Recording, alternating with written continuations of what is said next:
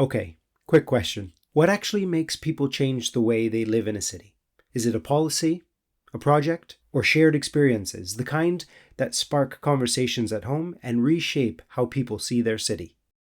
Welcome to Path to Zero City Stories, a podcast about how cities are not just planning to reach climate neutrality, but actually doing the work on the ground every day to get there. In this podcast series, we'll explore a central question. Why does climate neutrality matter for cities and citizens?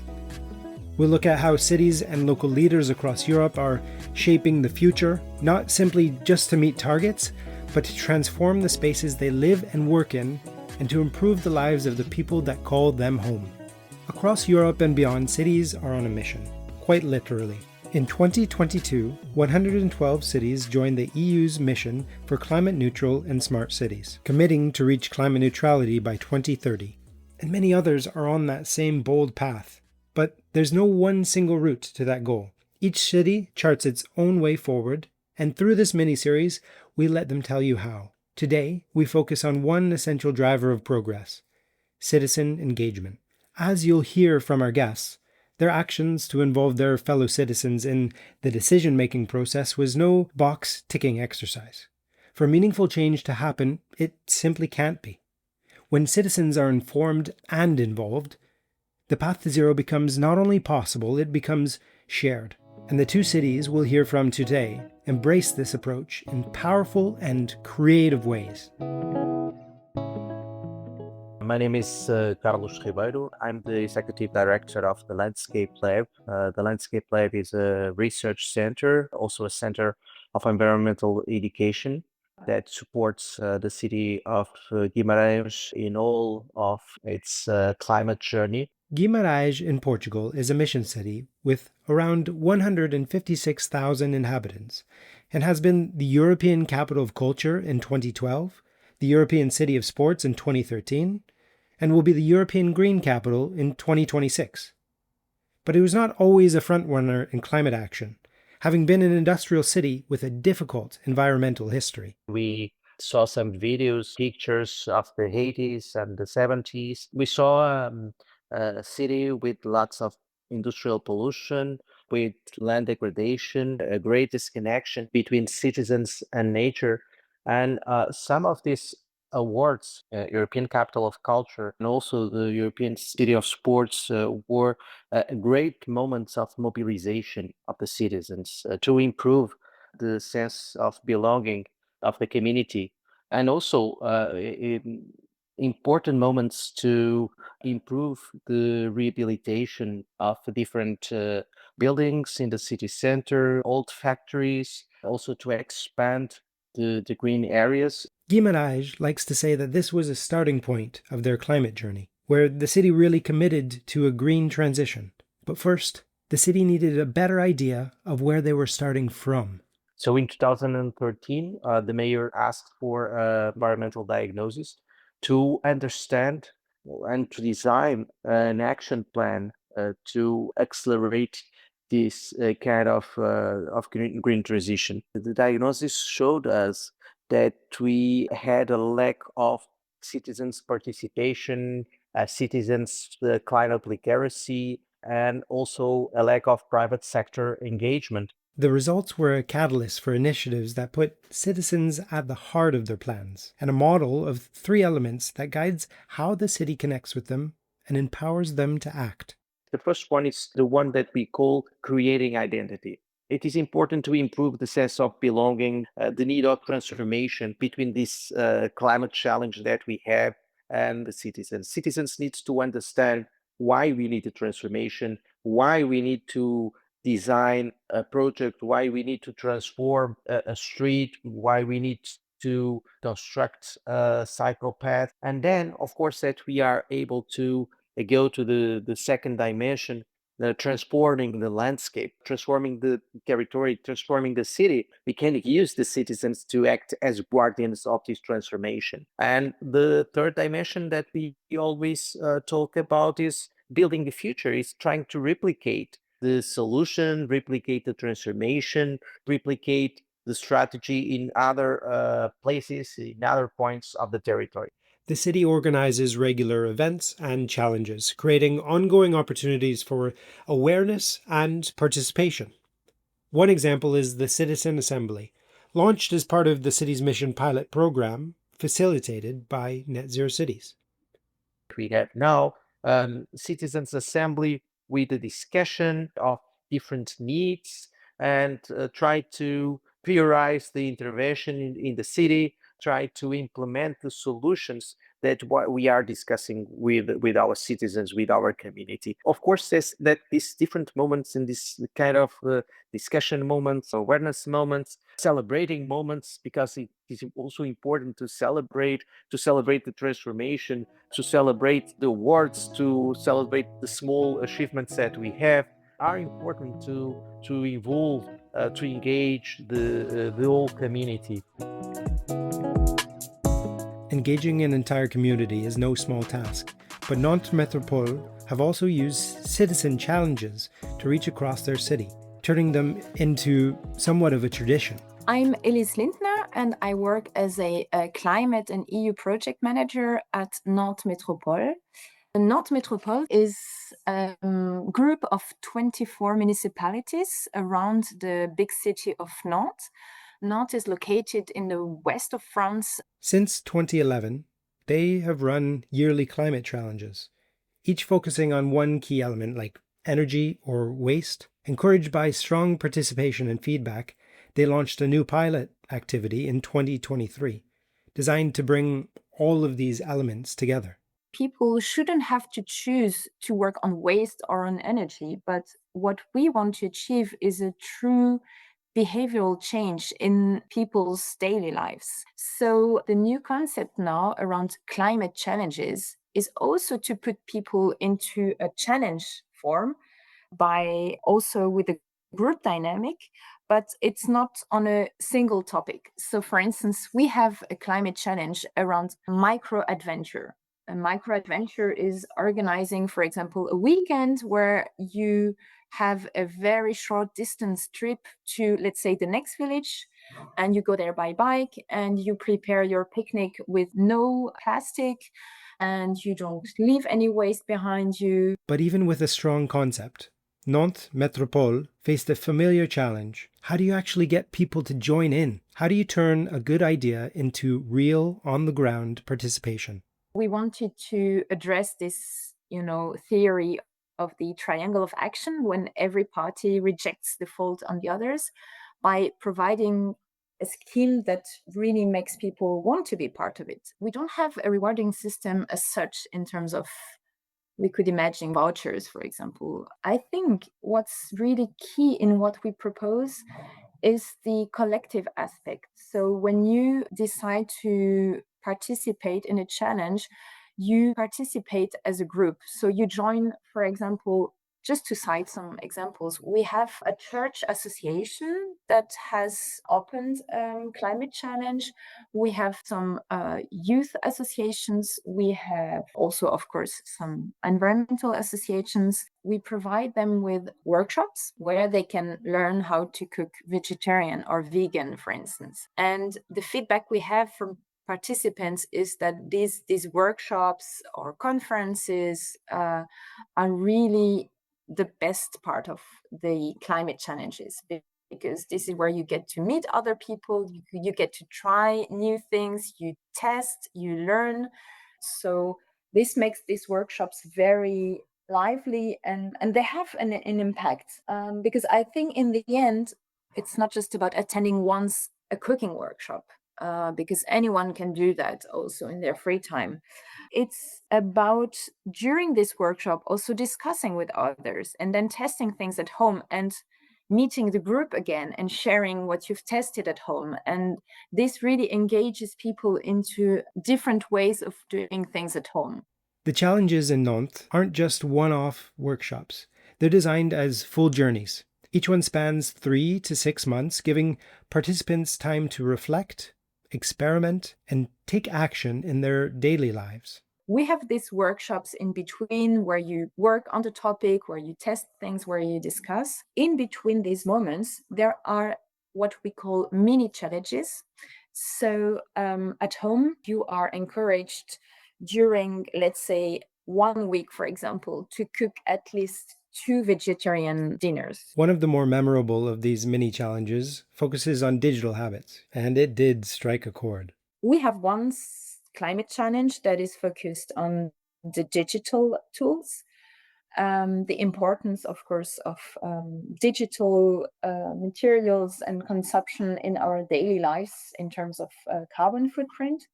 And one mini challenge there is to leave your screens, all of them, computer, smartphone, everything, for an entire weekend. And this has proven to be, among participants, one of the most difficult, but also most interesting challenges to go for. And those having done it have told us how much it has generated discussion within the family, for example, and how they had to find alternatives for the time they were usually spending on their phone or computer. So these mini challenges, when they are really done in an attractive but also challenging way, are, I think, a very powerful tool to generate discussion and, in the end, to generate behavioral change. To help participants stay engaged, Nantes developed a dedicated app,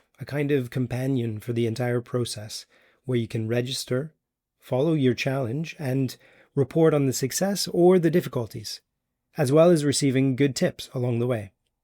While the group challenges are central, the city didn't want to leave out those who prefer to act alone.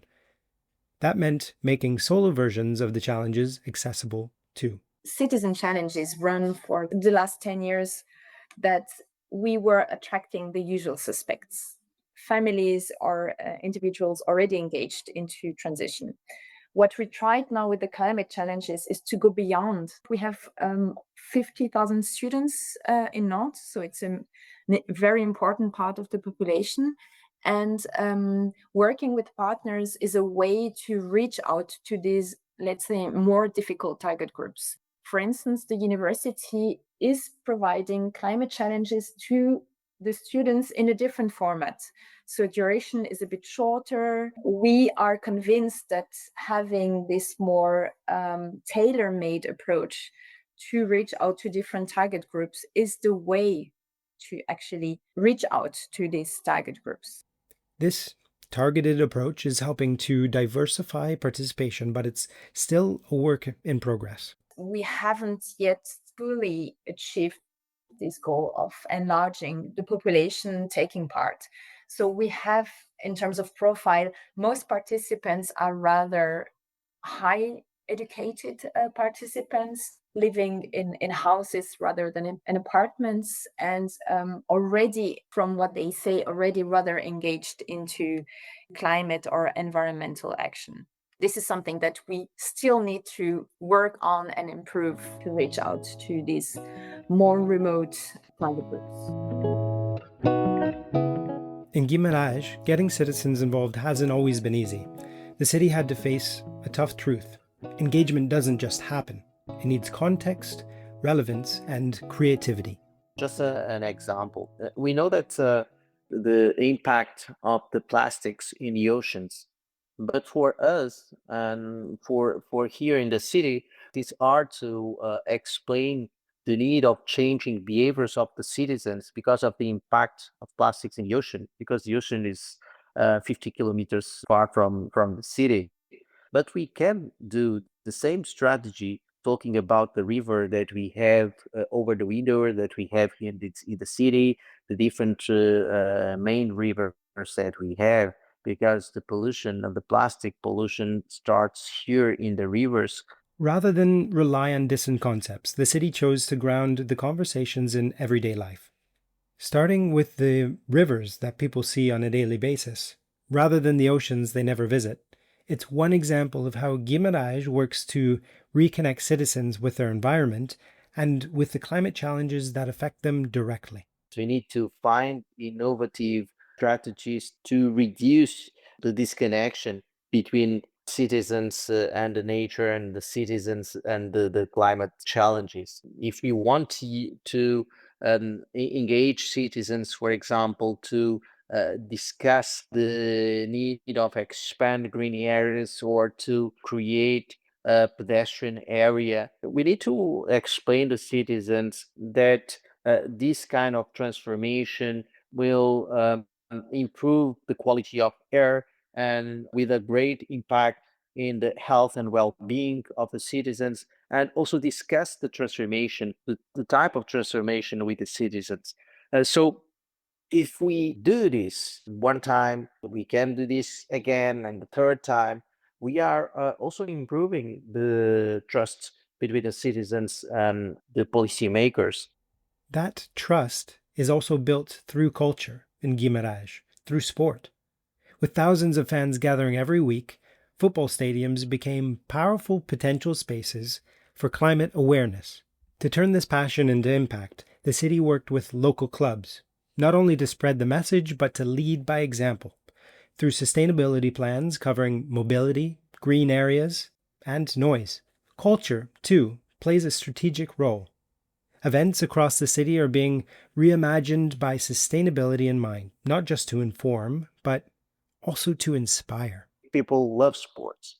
And we know that sports can be a great driver for the transformation because we are talking about thousands of supporters every week in the stadium. We can also try to transform the cultural events in zero carbon cultural events to give a different message to our stakeholders, to our citizens. So sometimes it is important to use these different strategies to engage the citizens. Engaging citizens is one part of the puzzle.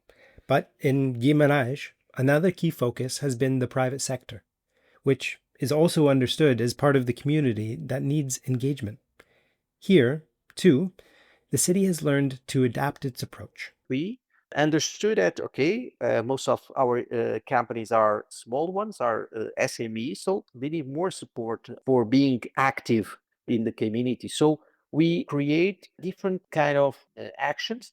One of them more technical action, for example, supporting them in designing sustainability plans and measuring the carbon footprint. Guimarães set up a dedicated team to guide companies through the green transition, but technical support wasn't the only ingredient. What really helped to drive participation was creating shared moments that connected climate action with purpose, visibility, and pride. We are supporting the companies in the different team building moments, planting new trees, creating moments of new afforestation of different areas nearby of the different companies or in the specific areas of the city, burnt areas, for example. And these moments are great moments of commitment of the different companies. And with this project, for example, we are planting 2,000 trees per year with the investment of the different companies. A company who entered this project created a moment with other 30 other companies of the territory to create a great moment to plant new trees. So I think that just to finalize, we need to be very, very resilient in all of this process because it's difficult, and this is why we are talking about 10 years of work in these participatory approaches and co-creation approaches. Doing is one thing, but doing is always followed by measuring. Because if the goal is transformation, you need to know what's actually changing in the environment and in people's minds. We need to understand if these strategies, of course, is transforming the perception of the citizens and also transforming the behaviors. And for example, regarding the city's perception, every 5 years, we launched a citizens perception survey with the United Nations University to understand the citizens' perception about the strategy of environmental education, of mobilization strategies, but also about different indicators, the noise, the green areas, the air quality, about the climate change effect or the water saving measures. These surveys provide more than just data. They show shifting priorities. What people cared about in 2014 isn't the same as what they'll care about in 2020 nor in 2025. And that matters, not just for tracking change, but for shaping it.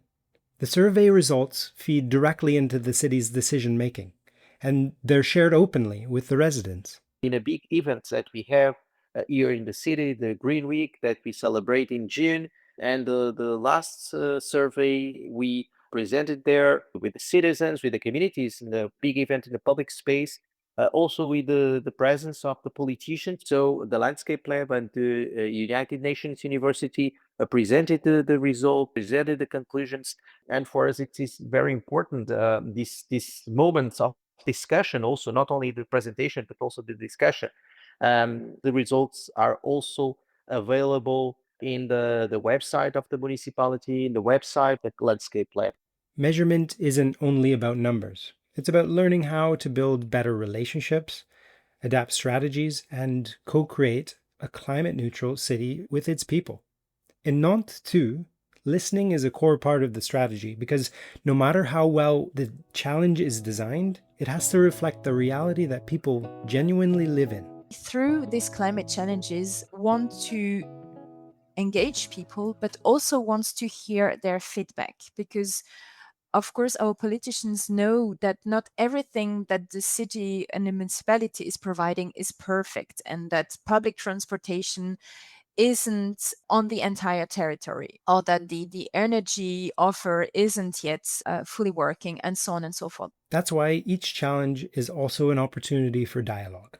Participants act and share what's working, what's missing, and, very crucially, what needs to change. So what climate challenges are also for is to collect feedback from participants about public policies that are missing or that are not supporting enough for them to achieve a more sober way of life. And we are collecting this feedback from participants through different evaluation mechanisms. And these feedbacks will be incorporated into a final sort of set of recommendations that will be handed over to our decision makers in order for them also to take their part into the work. Because a fair transition doesn't ask everything from its citizens without giving something back. Support, services, and a voice in the process are part of the deal. We expect a lot from inhabitants, but we have also to provide them with more services and more support for them to achieve their climate neutrality journey. So what does it take to build a climate neutral city? Plans? Yes. Technology, of course. But most of all, people. And as we've heard, Guimarães and Nantes are working hard to recruit as many citizens as possible to shape the real challenge that they live in. Thank you for listening to Path to Zero City Stories, a podcast series exploring how cities across Europe are working toward climate neutrality every day. You'll find other episodes in this series on our website at NetZeroCities.eu or on your favorite platforms including Spotify and Apple Podcasts. If you like this podcast, please consider leaving a review, or why not share it with a colleague or a friend who's interested in local climate action. This episode was produced and scripted by Alan McKenzie, edited and designed by Anne-Charlotte Costabati, and I'm your host, Sean Errey. Until next time.